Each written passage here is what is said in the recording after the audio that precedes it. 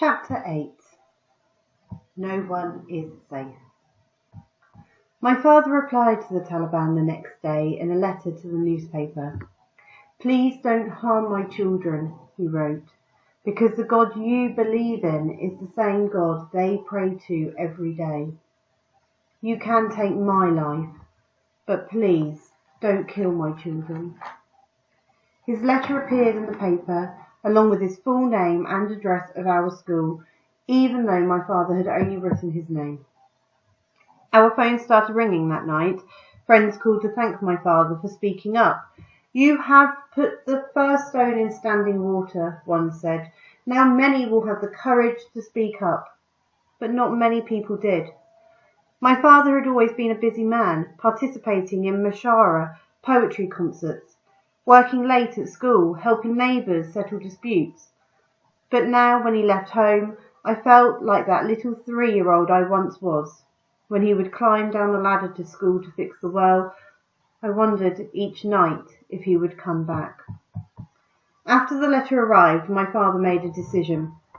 The boys at the Kushel school would no longer wear the uniform of shirt and trousers. These supposedly Western clothes marked them as identifying with infidels in the eyes of Fazula's followers. So, for their own safety, he had the boys switch to the tradition of the tunic and pants of the shalwar kameez. I still wore my blue and white shalwar kameez, but the Taliban said girls should not wear the white shalwar. The uniform I once loved now made me feel like a criminal. Suddenly, everywhere I looked, the Taliban seemed to sprout like weeds. Then I thought, what have I done wrong that I should be afraid? All I want to do is go to school, and that is not a crime. That is my right.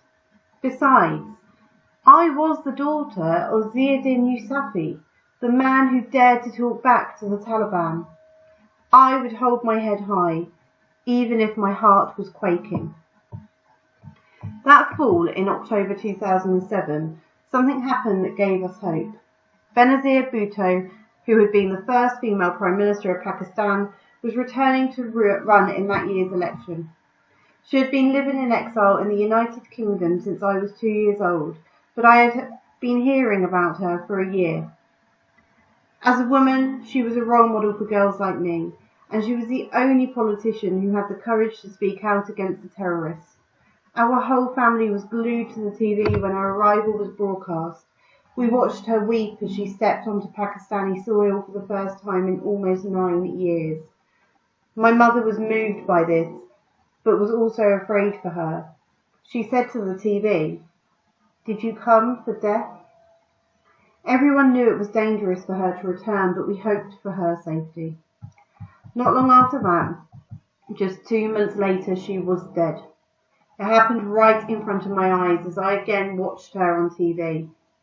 "We will defeat the forces of extremism and militancy with the power of the people," she declared. Then she stood on the seat of her bulletproof vehicle to wave to her supporters. There was a crack of gunfire and the roar of an explosion. I watched, breathless, as she sank down inside the car. My mother, my father, and my grandmother burst into tears. Benazir Bhutto was the first woman attacked by the terrorists. Despite the fear we all felt for her, we were not expecting them to attack a woman. The killing of a woman is prohibited by the Pashtunwali Code. We were shocked. I found myself oddly still. My first thought was this: if Benazir Bhutto can die, no one is safe. No one was safe in Pakistan. Not the women who were forbidden to walk the streets of their own towns. Not the men who were being flogged to death for petty reasons. Not the children who worked in the trash heap. Not even children like me who just wanted to go to school. As I looked at the TV, a tiny voice in my heart whispered to me, "Why don't you go there and fight for women's rights? Fight to make Pakistan better, a better place." I had recently done interviews with the TV news channels Dawn and Khyber, news about girls' education, and although I had been nervous, I had made it through, and I had liked it. As everyone around me cried, I kept my secret. I told myself I will continue this journey of fighting for peace and democracy in my country. I was only 10, but I knew then that somehow I would find a way.